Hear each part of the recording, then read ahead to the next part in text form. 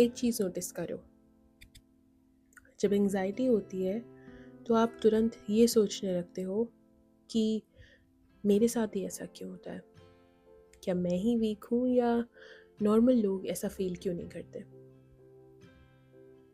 आज मैं आपसे एक अनकंफर्टेबल सच बोलने वाली हूँ कि एंग्जाइटी आपकी प्रॉब्लम नहीं है। एंग्जाइटी आपकी बॉडी की इंटेलिजेंस है। Irrespective of what people tell you about anxiety, just remember this. और अगर आप इस वीडियो के एंड तक रुके, आप एंग्जाइटी से लड़ना बंद करके उसे समझना सीख जाओगे। तो सिर्फ सुनो और जल्दी मत करो। Hey guys, this is Gayatri and welcome back to my space. ये जगह उन लोगों के लिए है जो सिर्फ कोप नहीं करना चाहते, जो अपनी प्रॉब्लम्स को, अपने इश्यूज को समझना चाहते हैं। यहाँ पे I don't suggest you the shortcuts, I don't give you the labels, या ये दिलासा नहीं कि आप ठीक हो जाओगे। यहाँ हम बात करते हैं about the scientific things, the psychology, जो कि रियल लाइफ एक्सपीरियंसेस के थ्रू आपकी लाइफ को सिंप्लीफाई करती है, अनपैक करती है।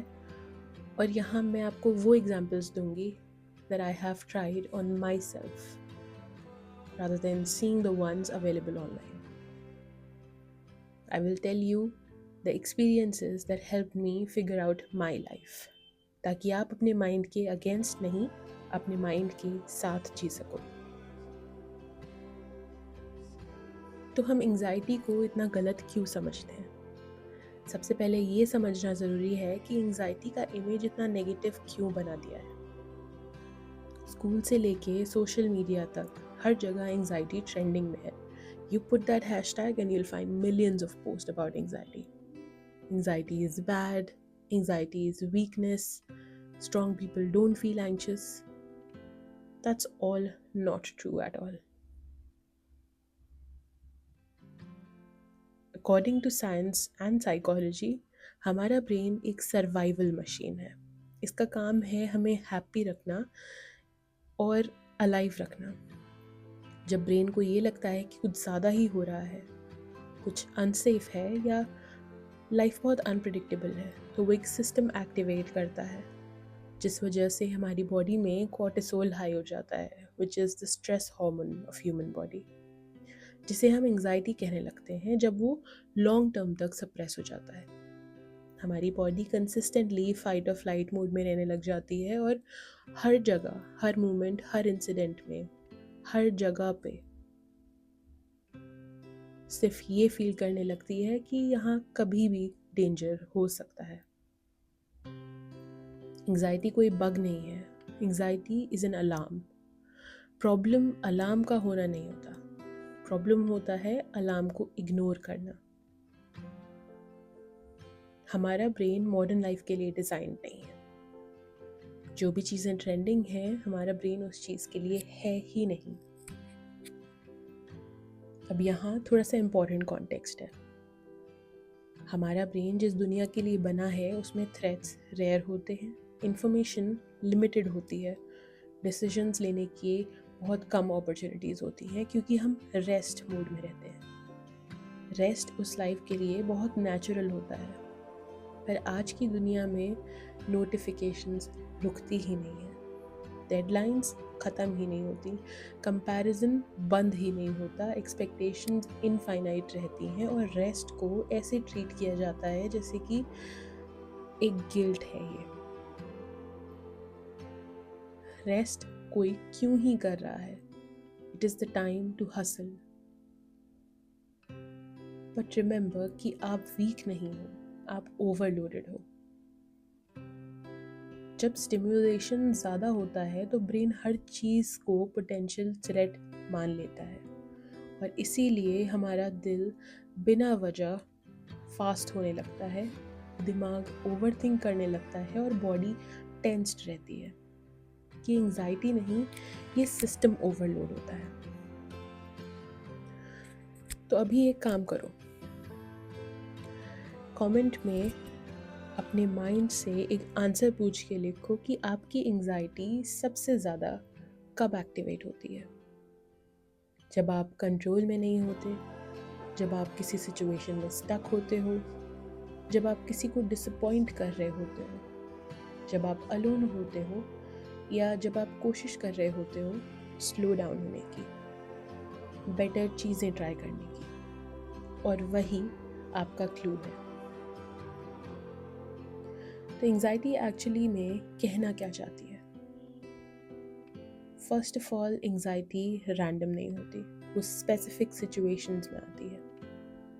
जैसे कि वर्क एंग्जाइटी, मतलब कि बाउंड्रीज का मिस होना और रिस्पॉन्सिबिलिटीज़ को अपने ऊपर कुछ ज़्यादा ही ले लेना। When you clearly know, you are clearly aware कि आप उसके कब केपेबल हो ही नहीं, आपकी कैपेसिटी वो है ही नहीं। Then comes the relationship anxiety. वहाँ पे इमोशनल सेफ्टी मिसिंग होती है और आपके अंदर एक फियर ऑफ अबैंडनमेंट होता है। इसलिए आप अपनी पोटेंशियल को अंडर एस्टिमेट करके अपनी लाइफ में ऐसी रिलेशनशिप्स मैनिफेस्ट करते हो जो आपको और ज़्यादा ड्रेन करती हैं। फिर आती है द नाइट एंग्जाइटी। दिन भर का इमोशन सप्रेशन रात को ओवरलोड बन के आपके ऊपर बरस जाता है और आपको ये लगता है कि सोने से पहले ही क्यों मुझे इस तरीके के थॉट्स आते हैं। बट यू फॉरगेट कि पूरे दिन में आपके साथ क्या क्या हुआ और आपने किस तरीके से पूरे दिन के थॉट्स को सप्रेस किया। Then comes the decision anxiety. ये तब होती है जब हमारे अंदर सेल्फ ट्रस्ट सिचुएशंस और मेमोरीज की वजह से एकदम कम हो जाता है। एंग्जाइटी का सवाल होता है, क्या मैं खुद को इग्नोर कर रहा हूँ या कर रही हूँ? And when you find the answer to it, you will know what is causing anxiety in your life. Anxiety को फाइट करना बैकफायर करता है, ये हमें समझना पड़ेगा। क्योंकि जब एंग्जाइटी आती है तो हम क्या करते हैं? जनरली हमें सिखाया जाता है कि खुद को डिस्ट्रैक्ट करो और इमोशंस को सप्रेस करो और पॉजिटिविटी को फोर्स करो अपने ऊपर। पर ब्रेन का लॉजिक बिल्कुल सिंपल है। आप सुन नहीं रहे, मैं और लाउड हो जाता हूँ। इसीलिए anxiety over the time panic में बदल जाती है, सिम्टम्स बढ़ जाते हैं और कॉन्फिडेंस बिल्कुल लो हो जाता है।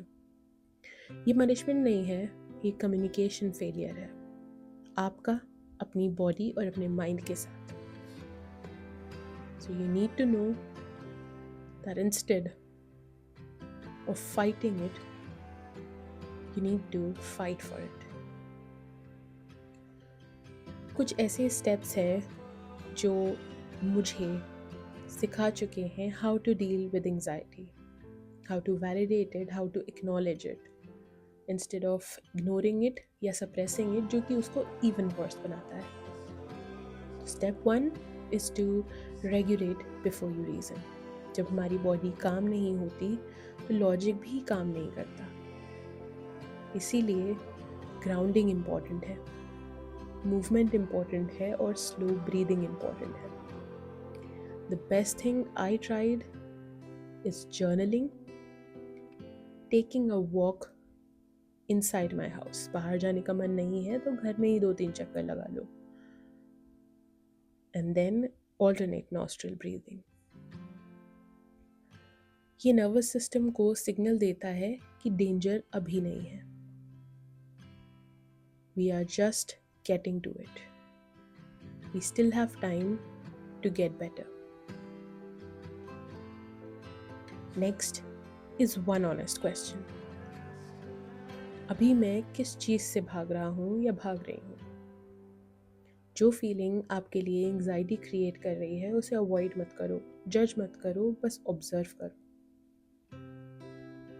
Then reduce stimulation, not yourself.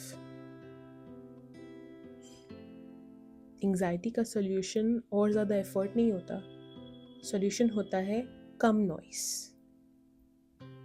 Content come consume करो, मल्टीटास्किंग कम करो और खुद को कम प्रेशर में डालो।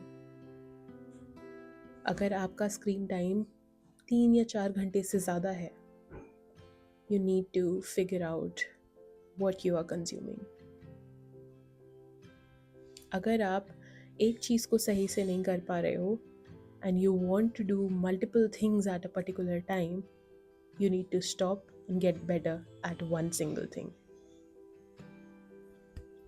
ये प्रेशर को कम करता है और हमें बेटर वेज में चीज़ों को फिगर आउट करने के लिए हेल्प करता है।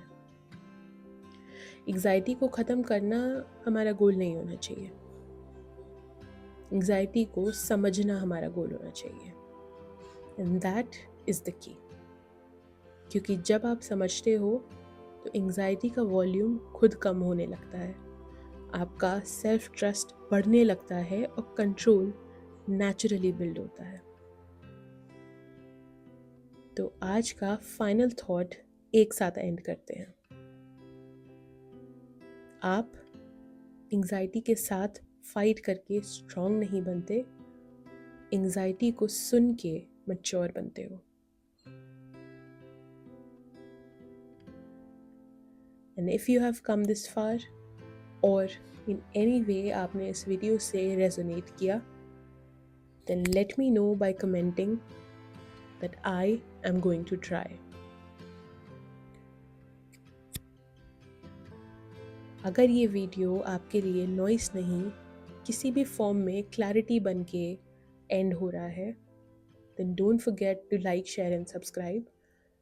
और नेक्स्ट एपिसोड में हम बात करेंगे उस फेज़ की जहाँ एंग्जाइटी और कन्फ्यूजन जाके मिल जाते हैं, and that is feeling lost. So this was it for the video. Until next time, thanks for watching.